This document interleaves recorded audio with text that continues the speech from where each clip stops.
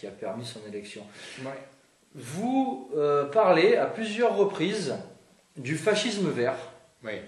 Alors ça c'est intéressant parce que c'est pas forcément une thématique qu'on a l'habitude d'aborder. Non, en France, on en parle très peu en France. Voilà, hein, tout à fait.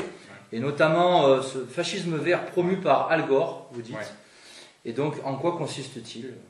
Ça, c'est pour soumettre l'homme à la nature. C'est l'idée de Rousseau, retournons à la nature. Et puis, ça a été repris les derniers temps, hein, depuis 10 ans, 15 ans à peu près.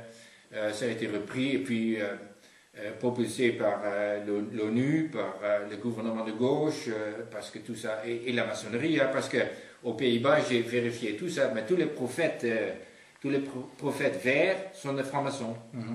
Tous, et ils ont été bien rémunérés après leur boulot, seulement ils ne sont pas aboutis à cause de la faillite de Copenhague en 2009, et puis l'énorme affaire de corruption du GIEC et de cette université East Anglia en Angleterre qui faisait du travail de recherche pour l'ONU, mais qui a falsifié les données, qui a falsifié les statistiques.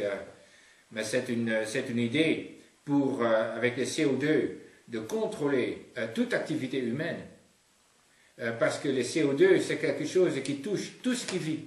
Les animaux, les êtres humains, les bébés, les vieillards, tout. Et eux, ils veulent nous culpabiliser avec le CO2. Le CO2 est néfaste pour la nature, pour la terre, etc.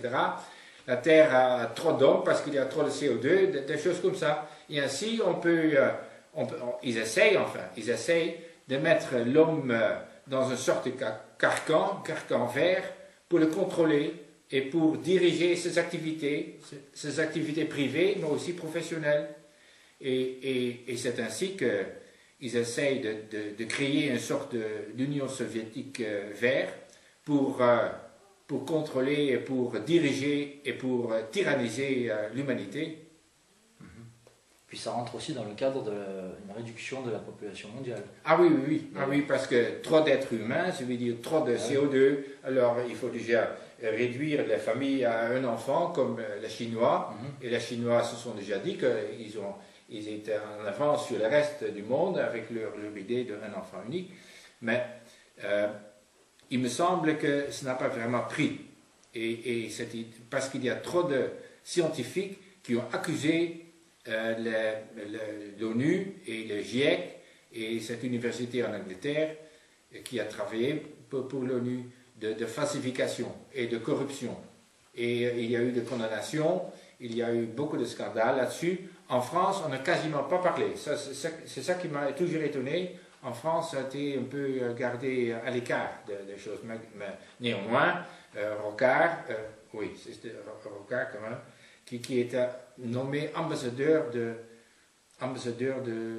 la planète, je crois, par Mitterrand.